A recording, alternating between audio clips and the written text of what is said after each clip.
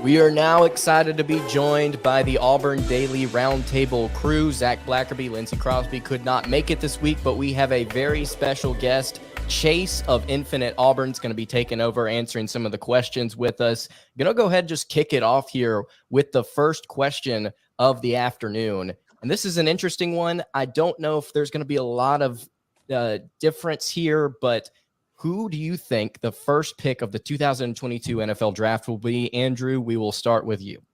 So I'm going to go Aiden Hutchinson. I don't think that's much of a, I think everyone can kind of agree there. But what I will say is I think that the big lineman from Oregon, I can't pronounce his name if I even tried. But I think he's going to end up having a better career than Hutchinson. I don't know why, just a gut feeling. But if the question, who will be the first pick, it's going to be Hutchinson. In my opinion. Trey? Yeah, I'm going Hutchinson. Thibodeau, preseason, it's like, okay, Thibodeau's the next edge rusher. He's going to be the next Bosa, get Myles Garrett. But Trayvon Walker is literally flying up the boards right now. And I think betting odds right now, he's second behind Aiden Hutchinson to be first. But I'm going to Aiden Hutchinson. I actually picked Aiden Hutchinson for the first pick in our mock draft for Auburn Daily. You should go check that out. Absolutely. AuburnDaily.com have a massive first-round mock draft breaking down every single projected pick of the first round of the 2022 NFL Draft. Chase, who you going with for the first pick of the NFL Draft? I started with Aiden Hutchinson as well, but with the way Travon Walker is trending, I ended up picking Travon Walker for this one. So he just had a killer year at Georgia, and Jacksonville needs a little bit of everything. So I'm going with Travon on this one. I think that I'm gonna go with Aiden Hutchinson, but like Trey said, and like you just said there, Chase, I think that the way that Travon Walker is rising up mock drafts right now, I think that there's definitely a legitimate possibility that he gets taken first overall. But to your point, Chase, Jacksonville needs a little bit of everything. I still feel comfortable saying, though, it's like I think I'm probably going to take Aiden Hutchinson, but I can see them taking Travon Walker because they could definitely utilize both of those guys, and they're both very, very good. And like you said, Walker had a really good year at Georgia this past season, so I think that there's not going to be as much difference in the actual NFL draft than we have seen in some of these mock drafts. I don't think it's going to be necessarily crazy, but who knows? Walker could be going first, and maybe we'll see a little shakeup. I'd like to, at least. All right. Second question here of the night. What is the highest you see Roger McCreary going in the 2022 NFL draft? Andrew? So in a couple different mocks, I've seen him. The highest I've seen him is that very end of that first round. And then we kind of got closer to the draft, and when the combine happened, they've said he has short arms, which I think is just crazy. But he's dropped down some boards. So in my answer, I said the very end of the first round, and then maybe right around the beginning of the second, around there. But I think I'm hoping he goes in the end of the first, but I would say realistically probably the beginning of the second. Trey, you got him there as well? Andrew, that's a really good point. It was weird, though. Like, he ended the season on such a high note after the Alabama game, and you think he would go up, and then combine hits, and he's killed. I think I said look out for that Kansas City pick, one of those last two they have. They need a corner, and there is a definite run on corners I see happening during the draft. So I think they would like McCreary's ability, and I don't know, a lot of people probably don't like the fact that he's the bump and run kind of guy, but I think Kansas City needs that kind of guy. So I have him going to Kansas City at 31 or 30 or wherever they are. So Chase, you think he could make it into the first round? I don't see him making it in the first round. I think he's going to be high up there in the second round, or early on in the second round, I should say. I think the highest he goes is probably something like 37th to Houston. I think they're in need of a cornerback, and that's the highest I see him going. More than likely, though, I think it'll be low 40s. My biased pick here would be the Patriots in the mid 20s there in the first round. That would be my biased pick. I mean, who cares about Andrew Booth? Just forget about him for a second. But if we're being realistic, I think somewhere between the high second round to the mid second round, I think is probably fair for McCreary. Like y'all noted, his draft stock has taken a little bit of a decline here after the combine. I don't know if he's still legitimately considered a first round type of guy. So I think mid to high second round is probably fair for Roger McCreary, but I do hope the Patriots are somehow able to take a look at him and pick him up. All right. Third question here. What player on the 2022-23 Auburn football roster do you see getting picked the highest in the 2023 NFL draft next year? This was actually a tough question for me. Andrew, what do you think? So I went Tank. I figured that would be kind of universal. So I'm curious to hear what you guys have to think about it. But what I have to say about Tank is he is such a great natural running back. He breaks tackles. We've all seen it. And I hate to bash the school I love, but he has been behind a bad old line his freshman, sophomore year, and he's taken a hit from that. If you put him at a school with a great offensive line, he would have 1 million rushing yards and 432 touchdowns, and that's just unfortunate for him. But he's a great running back. I really think if he has a great year this year, he could sneak into being a really high up there pick. But if not Tank, I would say if one of those big D linemen has a good year, I could see them sneaking up draft boards too, like Derek Hall or Eku or one of them. But I'm going to go Tank. Trey, who you got? I wanted to go Tank, and I wanted to actually go Owen. A few years ago, I looked at like a future mock draft, and they had Owen in like the top 5, trying to compare him to the Isaiah Simmons type role because of his versatility. But obviously, that's kind of taken a hit because of his injuries and stuff. I went Derek Hall, actually. The edge position in the NFL is so highly sought after now. And if Derek Hall has a good season this year, I mean, I haven't taken a huge look at the edge class next year. I mean, you got Will Anderson probably going. But Derek Hall, I mean, I think the NFL is going to love his size and athleticism on the edge. I mean, with him, he's not your normal defensive end. He's your typical buck defensive end, in my opinion. Stand-up linebacker. You can play him at different spots. I think the NFL is going to really like him. So I have Derek Hall going highest. Chase, who do you think Auburn's best draft prospect is? I'm going a different way than both of them because I'm going with Echo Leota. My reason for that is he had a phenomenal season last year compared to his previous 2 seasons. I think he had somewhere around low 20s in tackles, 7 sacks. And with the amount of weight he's put on in the offseason, I think he's due for just an absolute killer season. And if that happens, I see him being our highest draft pick for sure. All right. I went out on a little bit of a limb. I think that you could go Echo, you could go Derek Hall, you could go Tank. I think those are all very realistic, but been thinking about your 5 bold predictions recently, Trey, for Auburn's football season. I'm going to go Nehemiah Pritchett. I'm going to say Pritchett is the highest draft selection for Auburn in next year's draft. I think that he has a breakout season this year. I think that he's going to be able to rise up a lot of different boards. I think he's going to make an impact in the SEC. I'm really excited to see what he does against some of the SEC's best receivers this year. Could he replicate what Roger McCreary has been able to do? I don't know, but I definitely think he has that upside. So I just to throw a curveball in there, I felt like going with Nehemiah Pritchett as the highest draft pick for Auburn in the 2022-23 NFL draft. All right, 4th question here. This is my favorite. What's the most likely trap game on Auburn's schedule this season? Andrew, starting with you. So, well, first of all, go to Auburn Daily and check out Lance's piece on this because it's really interesting. It's a good read. So I highly recommend doing that. But I'm a local kid to Kentucky. Well, I probably shouldn't say that on here. But so I'm going to go Western Kentucky. And reason being, they're a really, really good football team. They're losing a lot of offensive production. Obviously, they're losing Zapp, and they're losing that really good receiver. And so, I mean, they're losing all of their offensive production, but they always manage to put together a good football team. They're in a bowl game every year. And it's between that game, it's going to be in Jordan-Hare, but it's going to be between Texas A&M and Alabama. And you know what I mean? When I think the definition of a trap game, it feels like a trap game. And I mean, in a realistic world, we should win this game by a lot. But it's a good football team, and Auburn fans should not look past them, and definitely the team. So, Trey, biggest trap game on the schedule. Andrew, that's a really good point because, it depending on Auburn's season, they could just be like ready to end it already by the time Western Kentucky comes around, and Western Kentucky can take advantage of that. I went Missouri here. It's in the exact same spot as Georgia State was last year, right after the Penn State game and right before the heat of the SEC starts.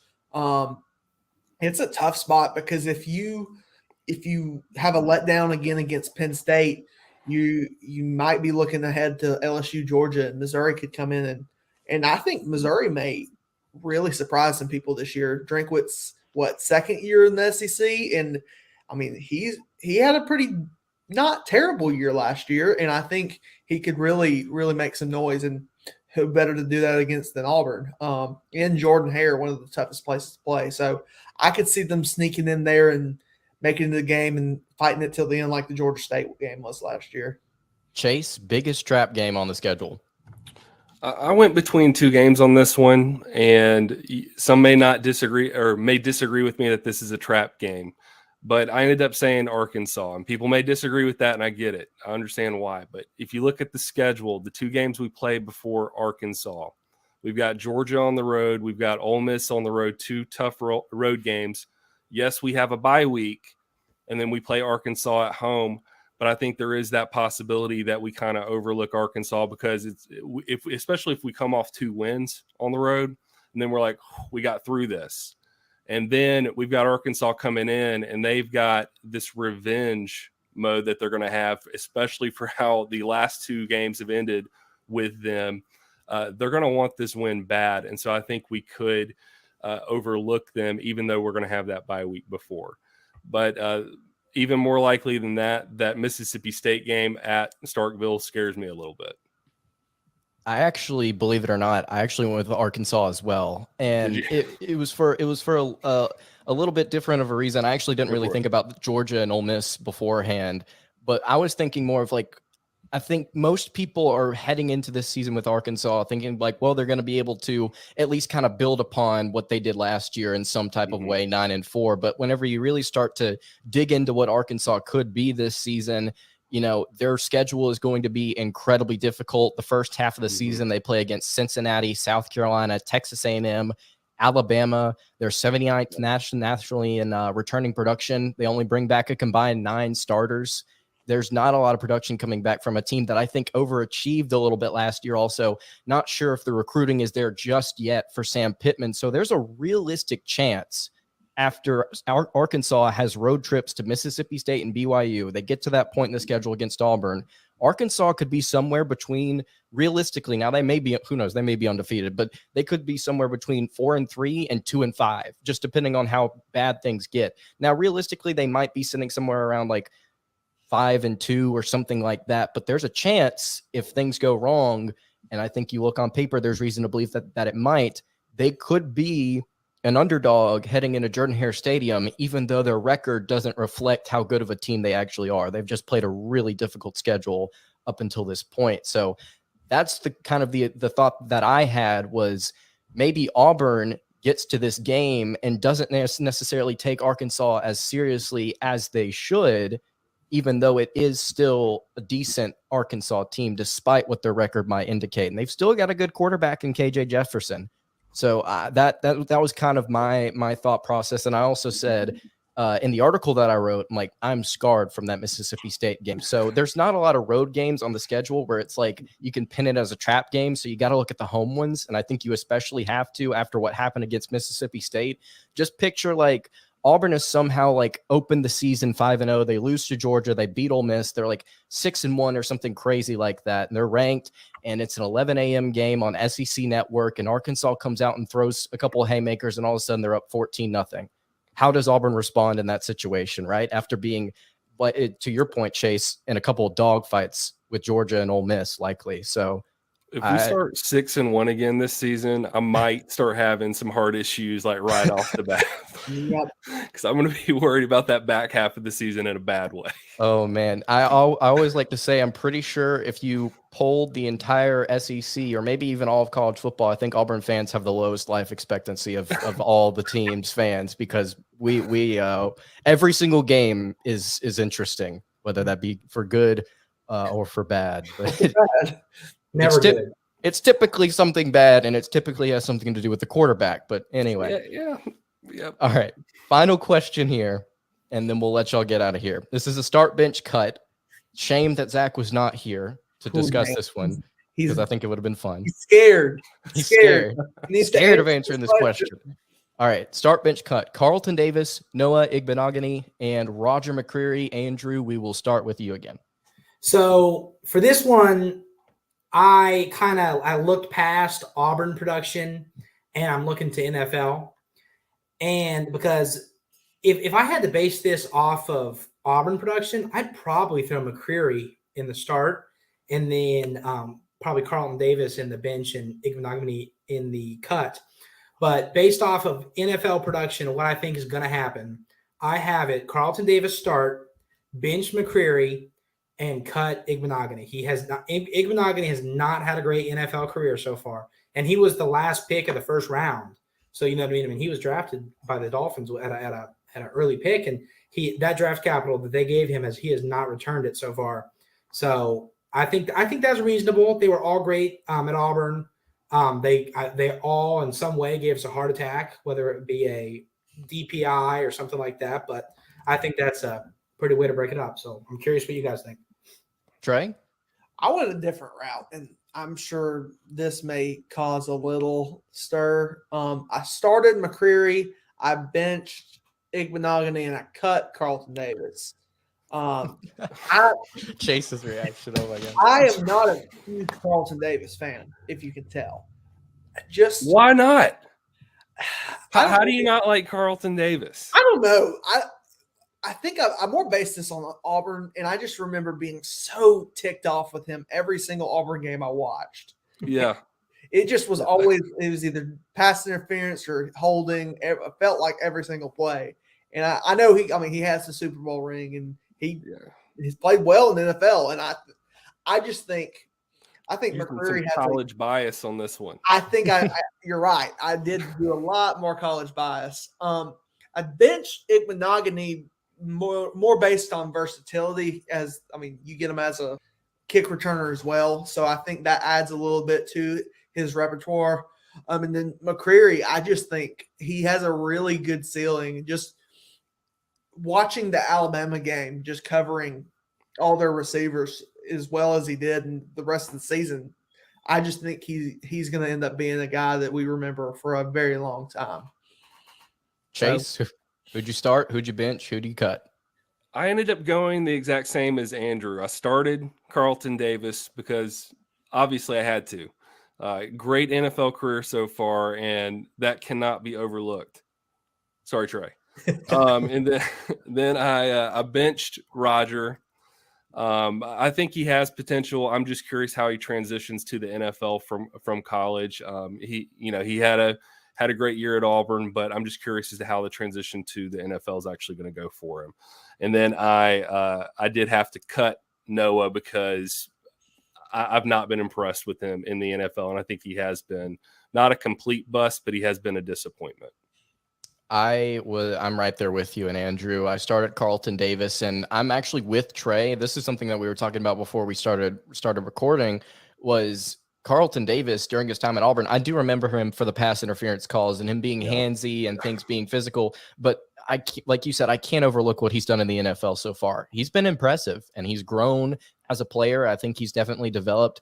So I would start him if I'm just looking at the NFL production as well.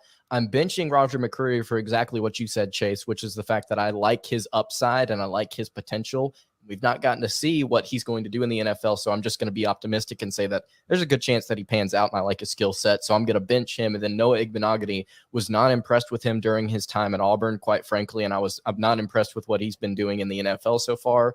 Like Andrew said, former first-round pick, not really panned out the way that some people might thought he would. So unfortunately, I had to cut him, although I do like his upside as a kick returner.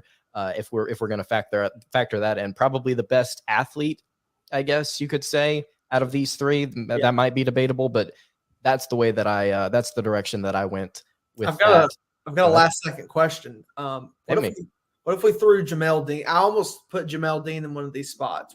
Where would he factor in here? I know obviously probably would slot in where McCreary is because of the kind of not knowing, but like if we took McCreary out and put Jamel Dean in, would that change any of y'all's answers? Or would y'all just kind of slot him right there? I'll just swap him out. Yeah, I would. Yep, same. I just remember Dean. I mean, Dean and Davis now are obviously on the same team again. For me, I felt a lot better about Dean than Davis coming out, but that's just me. Mm-hmm. Yeah, I like Dean coming out of college, but I would probably swap him out with McCreary, and I would probably still cut Igbenogany if that. Just me, Andrew. What do you think? Well, if we left all four of them in there, I would slide McCreary back, and I'd go Carlton Davis, Jamal Dean, McCreary, and then Igbenogany in the fourth spot. That's how I guess that's how I'd rank them. That's fair. Cool. That's fair. Yeah, just wanted to throw that one out there because I knew he was the missing part of that cornerback train.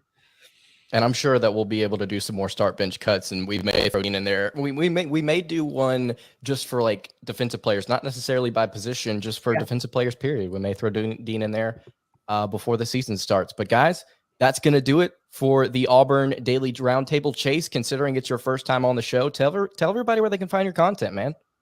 Yeah, if you want to catch me on YouTube, you can look up Infinite Auburn. It'll have Chase H afterwards, but just look up Infinite Auburn, and I make videos from time to time. Make a lot more during the season, but also put out some stuff during the off season as well.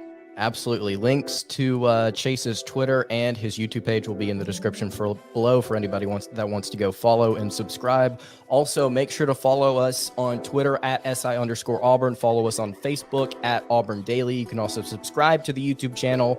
Follow us on Twitch. Follow us on Facebook as well. Don't forget, just hit us everywhere, essentially. Everywhere. But that's going to do it for the Friday edition of the Auburn Daily Show. Hope you guys have a great rest of your afternoon. And God bless.